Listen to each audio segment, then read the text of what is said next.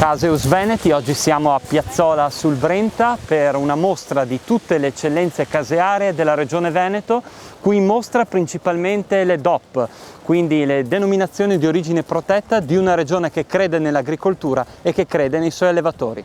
Presidente, la Regione Veneto ha scelto ancora una volta questa location straordinaria per celebrare le sue eccellenze enogastronomiche, quindi arte ed enogastronomia, da questo si può ripartire con la Regione Veneto. Sì, lei ha ragione, ricordiamo i Veneti, intanto questa è una proprietà del Veneto e quindi è dei Veneti, che vengano a visitarla, siamo a Piazzola sul Brenta ed è un'opera esclusiva, è la nostra Versailles. L'abbiamo salvata da speculazioni, da ogni altra roba in questi anni e penso che questa valorizzazione sia quella giusta. Vi ho detto che Caseus Veneti, che esiste da 16 anni, l'anno scorso nella sua edizione ha fatto 50.000 presenze. 50.000 presenze valgono una fiera, una bella fiera. Presidente Antiga, perché oggi Banca Prealpi San Biagio è presente a una manifestazione così importante, non solo per il Trevigiano, ma in questo caso per tutta la Regione Veneto, a sostegno dei produttori di latte e dei produttori di una delle eccellenze della nostra regione, che è il formaggio? Sì, innanzitutto dobbiamo ricordare sempre che uno degli imperativi della Banca Prealpi San Biagio, che è una banca del territorio, una banca del credito cooperativo, è quella di sostenere ovviamente i produttori locali e quindi di dare forza a quelli che sono anche i prodotti locali. Ma nello stesso tempo, in questo momento chiaramente di crisi pandemica, è anche ha lo scopo quello di fare squadra. È indispensabile oggi che tutte le energie, tutte le risorse che sono nel nostro territorio siano capaci di poter dare una risposta importante a quello che è una situazione che si è creata per colpa appunto di questo virus e che quindi noi abbiamo il compito morale di essere presenti e di dare anche un sostegno non soltanto economico ma anche morale a questa non dico rinascita, ma deve essere una continuità, chiaramente frutto anche di una storia, quella soprattutto la teoria casearia come oggi siamo qui a sostenere, che è fondamentale proprio per la nostra economia. 16ª edizione, quindi vuol dire che non siamo nuovi a questo, quest'anno era molto più difficile di sempre.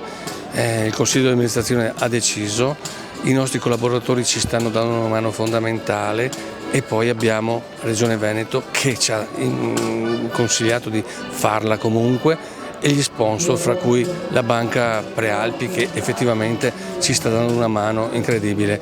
Noi siamo orgogliosi di quello che stiamo facendo perché in momenti di difficoltà come questo organizzarla non era semplice, ma siamo orgogliosi soprattutto per la risposta che abbiamo avuto.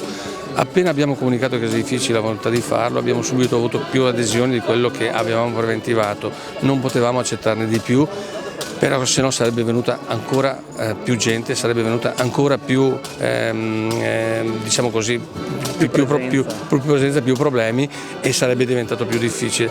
Noi confidiamo, come ripeto, nella discrezione delle persone perché credo che solo in questa maniera possiamo avere il successo che effettivamente si sta preannunciando. Presidente, le chiedo qualche dato sulla situazione dei produttori di latte dopo il lockdown, com'è la situazione? Purtroppo abbiamo difficoltà nelle vendite del settore Horeca, nella vendite all'estero, per il quale noi siamo sempre stati diciamo così molto attenti, molto attivi.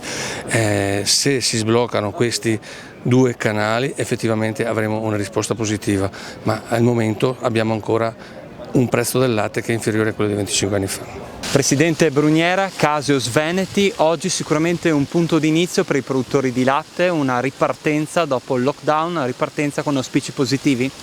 Ma il lockdown per noi non è stata una chiusura, no? E grazie a Dio abbiamo avuto la possibilità di continuare a lavorare perché altrimenti il latte doveva essere buttato via. E io credo che il grande lavoro fatto dagli allevatori sia stato quello di produrre per la nostra gente, per il popolo, perché senza mangiare in quei momenti avevamo visto le file della gente e la paura che c'era.